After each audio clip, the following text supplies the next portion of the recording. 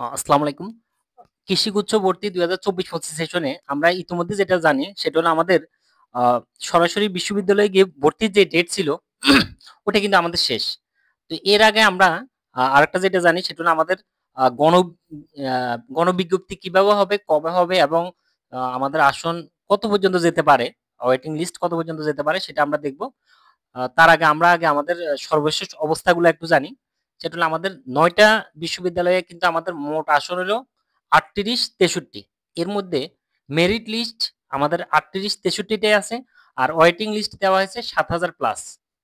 এরপরে এই waiting list থেকে আমরা জানি যে প্রথম মাইগ্রেশনের পর আমাদের ওয়েটিং লিস্ট থেকে কিন্তু ডাকা হয়েছে, অর্থাৎ ৪৬০ টা আসন খালি হওয়ার পর কিন্তু আমাদের ওয়েটিং লিস্ট থেকে ৪৬০ জনকে ডাকা হয়েছে। এরপরে দ্বিতীয় মাইগ্রেশনের পর আবার আমাদের আসন খালি ছিল ১২৭ টা। এরপর আমাদের তৃতীয় মাইগ্রেশনের পর ছিল ৬৩ টা। চতুর্থ মাইগ্রেশনের পর আর এটা আর বলা হয় নাই, কিন্তু আমাদের তৃতীয় মাইগ্রেশনের পর যে ৬৩ আসন থেকে কিন্তু ভর্তি হয় নাই অনেকে, যার কারণে আমাদের এখানে আবারও ৪৪ টা আসন খালি হয়। আর আমরা এটা জানি যে আমাদের সর্বশেষ ২৬ থেকে ২৮ মে ভর্তির পর কিন্তু আমাদের আসন কিন্তু এখন পর্যন্ত ৫০০টার মতো খালি হয়ে গেছে। এরপরে আবার এখানে আছে ৪৪ টা। তার মানে কি আমাদের এখানেই ৫৪৪ জন কিন্তু খালি হয়ে গেছে।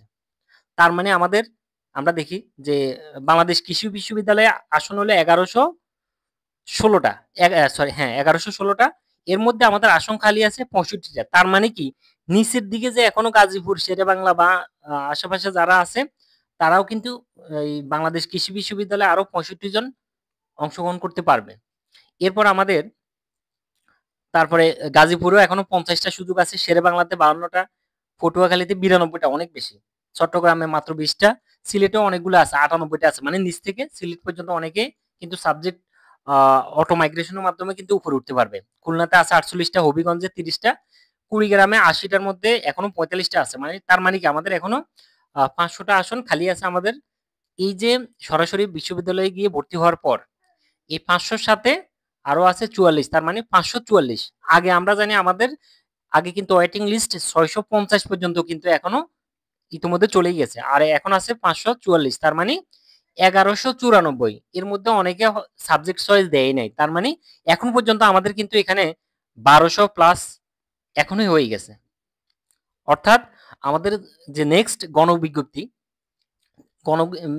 তো এখনো দেরি আছে। তো আমরা তার আগে আসন খালি সাপেক্ষে আমরা এখন হিসাব করছি যে আমাদের এখনো ১২০০ প্লাস হয়ে গেছে। তো ১২০০ প্লাস ওয়েটিং লিস্ট পর্যন্ত যদি যাই, এখান থেকে আমরা দেখবো যে ৫৪৪ থেকেও কিন্তু দেখবো যে অনেকগুলা খালি হয়ে গেছে।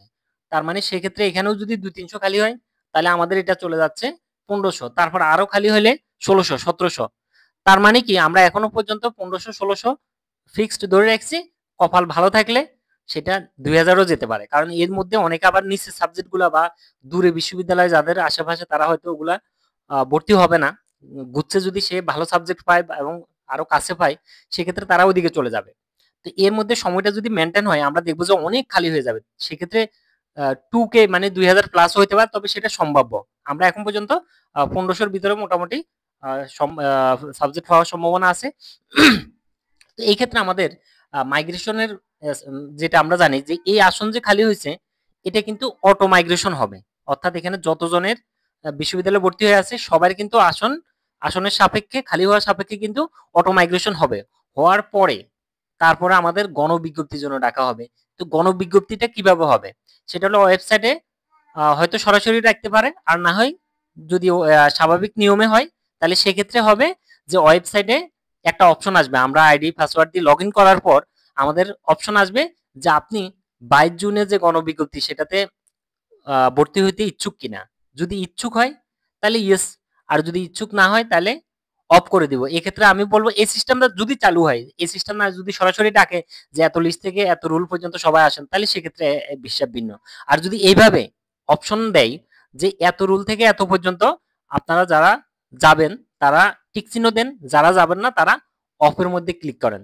তো এই ক্ষেত্রে আমি রিকোয়েস্ট করব যাদের ভালো সাবজেক্ট এসেছে বা অন্য জায়গায় অপশন আছে তারা এখানে চেষ্টা করার জন্য যে দেখি আমার সাবজেক্ট কি আসে, এরকম মানসিকতার জন্য মানে দুষ্টামি করার জন্য আমি রিকোয়েস্ট করবো যে আপনারা এখানে এই অফ অন চালু করার দরকার নেই, সরাসরি আপনি অন করার দরকার নেই, সরাসরি অফ করে দেন যাতে করে আসন খালি হয়, আরো জনকে সুযোগ করে দেন যাতে সে ভর্তি হতে পারে।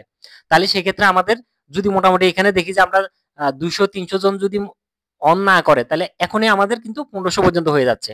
আরো যদি দেখি যে অন না করে, তাহলে সেক্ষেত্রে 2000 পর্যন্ত যেতে পারে।